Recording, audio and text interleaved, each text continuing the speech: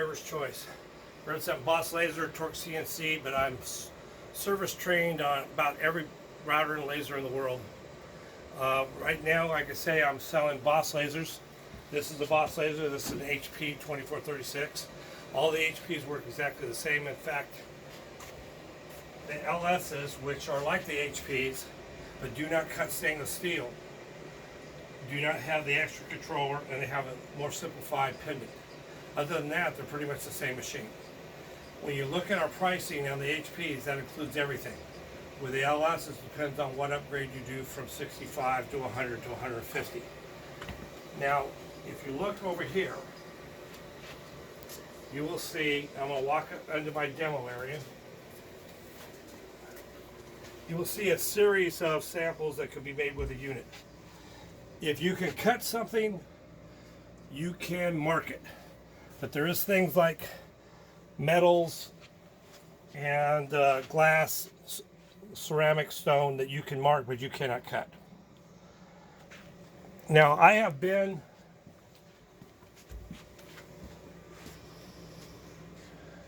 in the industry since 1990. I've owned EngraversChoice.com, obviously. I own CorelDrawTraining.com, and I own EngraveLabTraining.com. I've made videos for all the interfaces, including Lightburn, which is, in my opinion, the future of laser engraving. Now, as we get going into this demo, we're going to pretend like you're here. We're not just doing this because of what's going on in the nation right now. We've been planning to do this for a while and try to give you some info on what you're going to have when you come for an on-site demo. I also do where I come to you, but I do it from a PC to PC standpoint, and I demo to you on site. Okay, as I said, this is a normal laser. All lasers have motion systems, so I can jog them back and forth, right?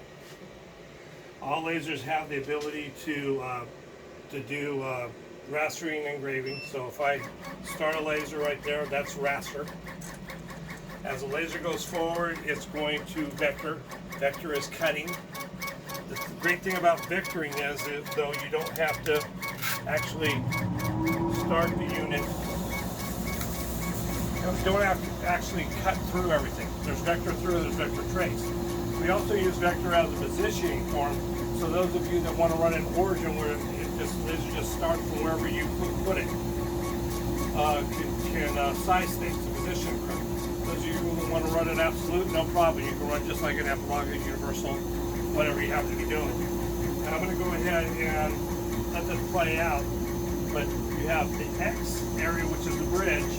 And the Y area is the bridge moving back and forth. And then the table moving up and down. That is you on this machine, Z on a lot of other machines. So a laser is a trigonometry puzzle. It's just a glorified router is all it is. Now in this particular unit, what happens is, now it's vectoring, it's cutting out items. Even though I moved it around, it still started from where it was before it remembers things. So these are 8,000 step micro stepper motors which act like servos. And this is a piece of wood cutting a control panel, but you would never cut a control panel out of wood. I just thought it looked cool. The other thing is, as we go through the motion system in the next second, you'll see how accurate it is. Okay, thank you. Okay, so the motion system, if I jog left, right, and left, that's X. I jog back and forth, that's Y. I can make it jog fast or slow. If I hit ZU, I can then go up or down. All right. Now, as we look into the laser, you will see a drawer here, but you also see lead screws. This table can hold about 300 pounds and push up and down 100 pounds. So if you're doing a solid surface piece, you can focus to something lighter that's the same thickness and just set the item on there, and you don't have to worry about trying to push something that shouldn't be pushed up. So if you're in between 100 to 300, that's the way you get it done. You also have the red areas here on the cabinet that allow you to do pass-through, either fore and aft or left and right. Now, as we go through, I can go over to an area, and then I can then go here hit ZU and enter, and it will autofocus. Okay, I'll do it again because she missed that. She wanted to show you the pendant. So I hit ZU, enter, goes up, touches the material, and then a sensor goes off, and how far it retracts depends on what kind of tube we have in there. So I hope you can see the distance between the tip of that nose cone and the material. That's the focal distance. So you're going to have a different focal distance for a 4-inch lens than you would a 2-inch lens, for example, and between lots. But like I said, when I hit ZU and enter, it goes up, touches the material, goes back down. You might have seen a red light flash behind. That's the metal hitting the sensor, telling it I found the material, and it goes back down. Now in this case, I'm going to lower the table again, and I'm going to come over here. And if I drop this, I can take the cover off, and there's the lens. This comes off of there, this detaches, and you bring it out so that you can take the nozzle off and clean the lens. I clean the lens in place. I don't remove it to clean it. A lot of people do. I only remove it if I have to. I'm a technician, so I believe the less I take off, the less I have to put back together. But my forte is training. I've got a teacher credential. I've been training on this stuff since 1990, and I was a training petty officer in the military before that. So you're also noticing a grid table. And one of the things I want you to notice about the grid table is I put rulers in the corners so I can butt things up against it. Now normally I would put rulers all the way around, but you use the laser to make the grid table that you want for your specific needs. I've done my rulers in both metric and inches. Some people do them in just inches. But I also have modifications I put in the book to where you can cut acrylic and do all kinds of jigging with the grid table. It's fairly easy to do. So with the rails, we get the rails and the belts from Canada. The cabinet comes out of Czechoslovakia's design. We get the motors and the drivers from Japan. Our controller card is constructed in Taiwan, but programmed here. And our software is from here. Our graphical interface is Lightburn. Like I say, Lightburn is the future. If you don't know Lightburn, you want to learn it. Right, thanks. Okay, what you're seeing now is the controller card. Every wire has been tinned and shielded, so I can't push it into the hole so far. I crimped down on the insulation and the tinning at the same time, giving me an intermittent signal. All the wires are top notch. We don't use anything cheap here. And then every wire has been labeled, and then the plug that goes into on that board is labeled as well. So you get a full schematic of everything going on, and you'll see some black driver cards here to the left of it, or the right of it. The large one is for the ZU axis, which is the table. On the LS, that would be called the Z. On this one, it's the U. The small card is for the Z, which is moving the carriage head up and down. And the 2XY cards are the ones that are the same size.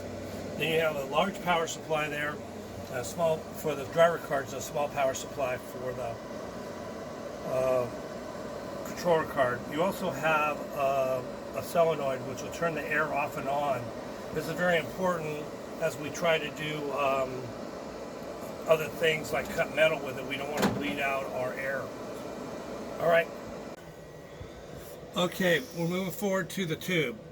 We do have our tubes made in China, but unlike our competitors, we have them made to our specs. So the Boss X series tubes. We're getting about 4.5 to 5.5 years out of them normally, but I do have tubes out there that are 7, 8, 9 years old. So with them, we use distilled water coming out of the chiller, and maintaining that temperature will maintain the power, the accuracy, the speed, and longevity of the tube. It will hit the combining lens that you can see inside the slot here, and it also will hit the first mirror, which is the tube mirror. All right. The black power supply you're seeing there provides power to the tube only. It's a red connector that goes to the end of the tube. This is the hot end. The other end has a ground wire on it. With this power supply, it's easy to change, and there is a cheater plug for it for doing diagnostics, which is very we try to train you to be your own technician so that if there's an issue vis-a-vis the fact that 90% of the time it's not a part to 95% of the time, it's going to be adjustment. Very rarely do I ever replace any parts. I've never replaced a driver card. I've never replaced a motor, for example, a bell, etc. on one of my units. I'm not saying that it's not been done nationwide. I just haven't experienced it. This is the belt system for the Z. And then you also see the water chiller over here to the back. This is the California Air water chiller. It's very quiet. That's it, full blast. And you notice I'm turning all this stuff off and on automatically with a remote control that I just bought on eBay. The other thing you'll see behind it is my oxygen that I use for cutting stainless steel. If you are doing perpetual plaques, for example, you will be able to use oxygen, and you'll be able to cut laserable brass because it's 90% stainless steel, 10% welder's brass. Now beside it here is the water chiller. Now one thing I want you to notice, when I turned on the laser, the chiller came on. When I turn off the laser, the chiller goes off. So they're on the same breaker. And this water chiller, the 5200, I highly suggest you get this, else you have a small tube. A small tube you can get the 3000. But anybody that sells it just to you with a water pump, you're telling them that you're going to be a hobbyist, not a production person. Right, this is our utility box. And you get a flange here to be able to remove the last mirror if you need to. I usually clean that in place. And this also works to allow me to test the sensors for the home limit switches. They show the unit where starting position is. You get a couple of backup fuses. There's also a backup fuse in the holder in the back. This is a small flange for being able to take off the lens from the lens carriage if you need to do that, change lenses, for example. Inside, you'll see a series of wrenches and some extra keys, some samples of the cutting that we did, and then you'll get a sample of the test run that was made on the unit before it was shipped. Got an Ethernet cable. The unit will go Ethernet, USB connection, or you can do a jump drive. This is the head for cutting stainless steel. Okay, you take that one out, put this one in. This is the head that will follow the machine uneven. Normally I tell people to order a backup lens, and you have a tube tester and some other QA stuff inside here. We even give you extra nozzles for in case you want to do a 4-inch lens. That's for if you want to cut deeper than half an inch. You'll see a lot of samples on my walls here. Some of them are my diplomas, some of them are from the Navy, but did 23 years in the Navy off and on. Now, all of these were produced on the machine that I'm showing you, or on the fiber laser I'm going to show you in a bit. So the thing is with the units that you want to make sure that you apply. A fiber laser will cut down into the individual metal, where a CO2 laser is going to mark the top. If you have a CO2 and you want to do uncoated metal, you use something called laser bond. The other thing I want to make sure that you have knowledge of is